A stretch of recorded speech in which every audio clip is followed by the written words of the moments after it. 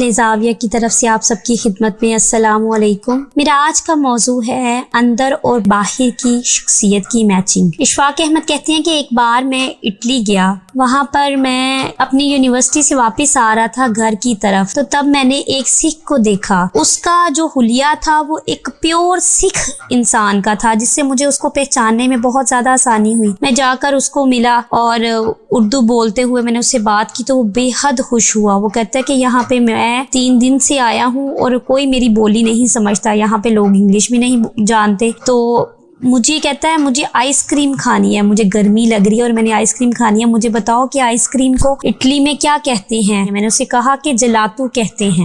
بہرحال ہم بیٹھے، وہاں پر باتیں شروع ہو گئی، تو میں نے اس کو کہا کہ آپ نے تو بالکل ایک پیور سکھ والا حلیہ اپنایا ہوا ہے اب تک، ماشاءاللہ آپ بہت، یہ انسان کی شناخت کرنے میں بڑی مدد دیتی ہے۔ جو آپ کی کچھ تشخص کے بارے میں بات کرنا چاہتا تھا لیکن پورا حاوی نہیں تھا اس کے اوپر، پڑھا لکھا آدمی تھا، تو میں نے کہا سردار صاحب جی آدمی کا دل صاف پاک ہونا چاہیے، نیت ٹھیک ہونی چاہیے۔ کہنے لگا نہیں جی، دل پاک صاف نیت اچھی ہو اس کا پتہ نہیں چلتا جب تک کہ اس کا ظاہر جو ہے وہ اس کی بات کی شہادت نہ دے۔ آپ کے دل میں کیا ہے میں کیا کہہ سکتا ہوں؟ میں نے کہا باہر کا وجود جو ہے اس کے بارے میں جو آپ نے فلسفہ سازی کی ہے اس کے بارے میں کچھ بھی نہیں کہا۔ اس نے کہا دونوں کا تال میل ہونا بہت ضروری ہے۔ اس نے بڑی عجیب بات کی جو بڑے سالوں کے بعد مجھے یاد آئی۔ اس نے کہا آدمی جو ہے وہ اپنی وردی سے پہچانا جاتا ہے، ہر شخص کی ایک وردی ہوتی ہے اور وہ وردی طے کرتی ہے کہ وہ کس قسم کا آدمی ہے۔ تھانے دار کو دیکھ لے، اسے بولنے کی ضرورت نہیں پڑتی، پوچھنے کی ضرورت نہیں پڑتی، طلبہ کو معلوم نہیں کرنا پڑتا، تھانے دار کو دیکھ کر کہتے ہیں یہ تھانے دار ہے، میجر کی وردی کو پہچان لیتا ہے اور یہ باتیں کرتے رہتے ہیں، تو وہ چلا گیا۔ لیکن میرے لیے سوچ کا ایک سامان چھوڑ گیا، ایک شخص کا جو انڈیکیٹر باہر کا اشارہ ہے وہ آدمی کے ساتھ ضرور ہونا چاہیے۔ تو میں یہ سوچنے لگا کہ اگر ایک لڑکی ہو بڑی شوخ و ڈیشنگ، اس نے جینز پہنی ہو، بہت اونچی ایڑی کی گرگابی پہننے ہوئے ہو، کیسٹ پلیئر کا ہیڈ فون اور شر کر کے چل رہی ہو اور سرجن کو وہ آواز دے رہی ہو، لیکن وردی اس نے نہ پہنی ہو اور وہ کہے کہ میں نرس ہوں، کام بھی وہی کر رہی ہوں، تو اس سرجن صاحب کان سے پکڑ کر باہر نکال دیں گے۔ اگر وردی نہیں ہے اس کے بغیر تو ہم نہیں مانتے کہ یہ کام ہو رہا ہے، ہم اس کا تشخص چاہتے ہیں، ہم یہ چاہتے ہیں ہم شناخت کریں، فوراً پتہ چلے جائے یہ کون ہے۔ مثلاً دیکھیے ایک بہت خوبصورت اعلیٰ درجے کا نوجوان ہے اور پڑھا لکھا ہے، تعلیم یافتہ ہے، اس نے ایک سلک کی بنیان پہنی ہوئی ہے اور چھوٹی سی چڈی پہنی ہوئی ہے، پاؤں میں کینچی چپل پہنی اور وہ جمبو جیٹ چلانے کے لیے کاکپٹ میں آنے کی کوشش کرتا ہے۔ آپ اسے روکیں گے، وہ کہے گا میں پائلٹ ہوں۔ کینچی چپل والا تو کہے گا جی میرا لائسنس دیکھیں، اور لائسنس سچ مچ ہو اور وہ کہے میں 1000 گھنٹے فلائنگ کر چکا ہوں اور اس وقت دنیا کی وزنی ترین مشین کو میں ہوا میں لے جا رہا ہوں، میں اس کی صلاحیت رکھتا ہوں، اور اپنے کاغذات پورے دکھائے، تو اس کو ہوائی جہاز میں بیٹھنے نہیں دیا جائے گا اور کاکپٹ میں آپریٹ کرنے کی اجازت نہیں ہوگی کیونکہ اس کی وردی نہیں ہے۔ یہ انسانی زندگی میں عجیب سی بات ہے جو انسان کے عمل کے اندر حائل ہوتی ہے۔ نیت اس کی اچھی ہے، نیت نیک ہے، وہ جانتا بھی ہے، لیکن چونکہ طے شدہ پیٹرن کے اندر چوکٹے کی اندر نہیں ہے اس لیے ہم اسے قبول نہیں کرتے۔ جب آپ نے اجتماعی طور پر ایک وردی طے کر دی ہے تو پھر وردی والے کو اس بات کی حیا ہوتی ہے کہ جو اس کے لیے طے کیا گیا ہے اس پر قائم رہے اور جو مجھ سے توقع کی جا رہی ہے وہ توقع پوری کروں۔ تو جب یہ بات مجھے وہاں معلوم ہوئی میں غور کرتا رہا اور پھر آج تک سوچتا ہوں۔ مجھے بعد میں نفسیات دانوں نے یہ بتایا کہ انسان کا باہر کا تشخص اس کے اندر کی ذات پر اثر انداز ہوتا ہے۔ اس فلسفے کے تحت ہم نے انسان کی زندگی کی بیماری دور کرنے کی بہت سی ایسی چیزیں اختراع کی ہیں جو باہر سے اثر انداز ہوتی ہیں۔ ریڈیشن کا عمل ہے، کچھ نہیں ہوتا، نہ بندے کو دوائی پلاتے ہیں نہ کھلاتے ہیں، باہر سے ریڈیشن کر کے اندر کی بیماری جو ہے دور کی جاتی ہے۔ تو اندر کا باہر کا بڑا قریبی رابطہ ہے اور ایک رشتہ ہے، اور اس رشتے کو آپ جب ہی اپنا سکتے ہیں جبکہ دونوں چیزیں آپ ایک دوسرے کے ساتھ ہوں اور اس پٹری پر دونوں ہی اسی استقامت کے ساتھ قائم ہوں جس طرح ان کا تقاضا ہوتا ہے۔ ایک چھوٹی سی سلطنت کا ایک بادشاہ تھا، بہت نیک سلح کل، لیکن طبیعت میں بڑا ڈسپلن تھا۔ وہ اپنے ملک کو صحت و صفائی کا بڑا خیال رکھتا تھا۔ ان کے گھر میں ایک اماں جی آتی تھی جو کہ صفائی میں بہت ماہر تھی۔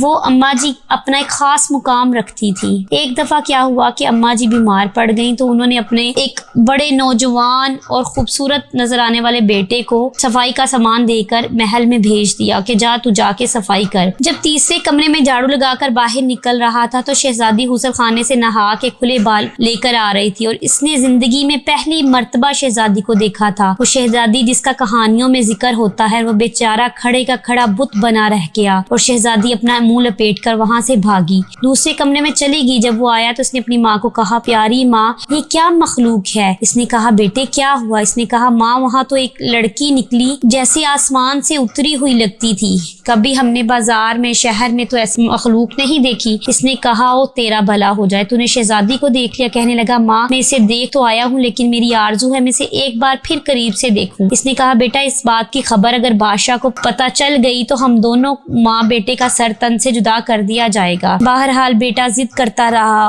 और वो बीमार पड़ गया और उसको जान के लाले पड़ गए। अब जो माँ थी वो शहजादी के पास गई और सारा वाकया बयान किया तो उसने कहा कि ऐसा तो नहीं हो सकता, ये तो मुमकिन नहीं है। तो उसने कहा कि मेरा इकलौता बेटा है, मर जाएगा। शहजादी ने कहा, मैं क्या कर सकती हूँ, मरता है तो ठीक है, अल्लाह की यही रजा है। वो बुढ़िया रोने लगी, चली गई। घर बैठी बीमार बेटे को देखा, जब बेटे को माँ थी सबर न हुआ, फिर लौट कर आई और मिन्नतें करने लगी। तो शहजादी ने कहा कि इसको कोई झूठ मूठ का बुजुर्ग बना दे, इसे कहो अल्लाह की इबादत किया करे, हक हू का नारा मारे और जंगल बेआबानों की सैर करे। मेरे वालिद जो हैं वो पीरों फकीरों को बड़ा मानते हैं, बुजुर्गों पर बादशाह सलामत का एतकाद था। तो मैं समझती हूँ कि एक वक्त ऐसा जरूर आ सकता है कि अगर इसका नाम बहुत दूर दूर तक पहुँच गया कि बड़ा कमाल का फकीर है तो शायद मेरे वालिद इससे मुतासिर हो, मुतासिर होने के बाद मुझको भी कहे, बेटी जा इनकी जियारत करा। इसने कहा, अल्लाह तेरा भला करे। वो घर आ गई। इसने कहा, अपने बेटे को सारी बात बताई। तो उसने कहा, माँ अल्लाह का नेक बंदा और अल्लाह का प्यारा कैसे बना जाता है? अब जंगल में जाके बैठ के अल्लाह से कह मैं तेरा प्यारा हूँ और वो तुझको कबूल कर लेगा। वो चला गया, जंगल में जाके बैठ गया मजे से और वहाँ पर जाकर वक्त गुजारने लगा और अल्लाह की तस्बीह जैसी भी इसको आती थी और आरजू दिल में रखने लगा कि कभी शायद अल्लाह की जियारत हो और मैं कभी इस राह पर चल सकूं, इस राह पर चलकर इसे हुस्न आरा को भी देख सकूंगा जिसकी आरजू लेकर मैंने ये सारा ड्रामा रचाया है। कुछ अरसे वहाँ पर बैठा रहा। कुछ देर बाद लोगों ने इसे देखा, एक नौजवान है, शक्ल सूरत भी अच्छी है, बात किसी से नहीं करता, आंखें बंद करके लो लगा के बैठा है। जब इसको दिनों रात वहाँ बैठे देखा, सर्दी में, गर्मी में, धूप में, बारिश में, तो उन्होंने झोंपड़ी एक बनवा दी और वो इस झोंपड़ी में रहने लगा।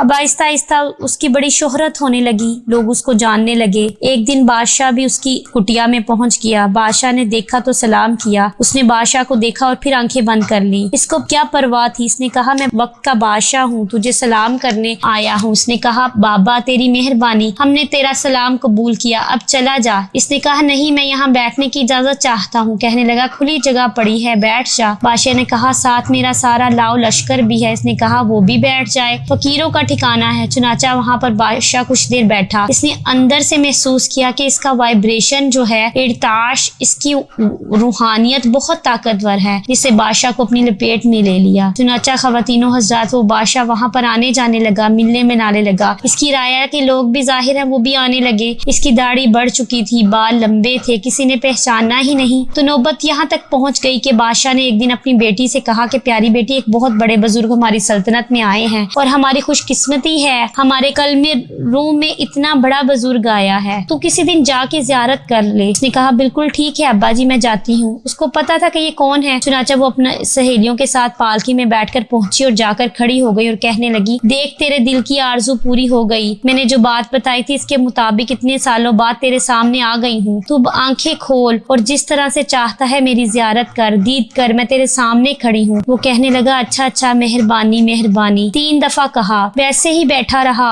आंखें बंद करके। इसने कहा, बदबख्त, मैं इतना लंबा सफर तय करके आई हूँ और तू आंखें बंद करके बैठा है। तो इसने इसकी बात का जवाब न दिया। तो लिखने वाले लिखते हैं कि शहजादी ने खींच कर एक थप्पड़ इसके मुंह पर मारा तड़ाक से। कहने लगी, आंखें खोल, जिसके लिए इतना बड़ा ड्रामा रचाया था वो गोहरे मकसूद तेरे सामने मौजूद है। तो इसने कहा, बीबी अब आंखें बंद ही रहने दो, वो सच्चा है जिसको लोग तलाश करते हैं, वो मिल जाएगा कभी ना कभी आंखें बंद करने से। अब तुझ में क्या रखा है? ने कहा, सुन बीबी, सच्चा तो कोई ऐसे ही होता है, लेकिन अगर झूठ की धारणा धार कर भी आदमी चले और इसके सामने इसका सफर मौजूद हो और इसका रुख जो है वो ठीक हो तो वो सच्चाई की तरफ जाने लगता है। लेकिन अगर बदकिस्मती से शुरू ही से इसके सफर में टेढ़ पड़ जाए, जैसे हमारे माशरे में बड़ी तकलीफदा सूरत हाल पैदा होने लगी है, तो फिर वो कभी इस मंजिल तक नहीं पहुंचता जिसकी आरज़ू उसने झूठे अंदाज में की है। चुनाचा वो आंखें बंद किए ही बैठा रह गया और गोहरे मकसूद जो था वहां से वापस आ गया। तो बाप ने पूछा, भाई कैसे बुजुर्ग हैं? कहने लगी, अब्बा जी अभी کچا ہے، یہ اس کا اپنا انداز تھا، لیکن ایک وقت آئے گا یہ بہت بڑا بزرگ بنے گا۔ تو میں یہ عرض کر رہا تھا کہ بعض اوقات باہر کی وردی اختیار کرنے سے اندر کے وجود پر، اندر کی ذات کے اوپر اس کے اثرات مرتب ہونے لگتے ہیں۔ جس طرح سے باہر سے تھراپی کرائیں اور اندر کا کینسر ختم ہو جاتا ہے، روحانیت میں بھی ایسا عمل ہوتا ہے۔ اللہ آپ کو آسانیاں عطا فرمائے اور آسانیاں تقسیم کرنے کا شرف عطا فرمائے۔ اللہ حافظ۔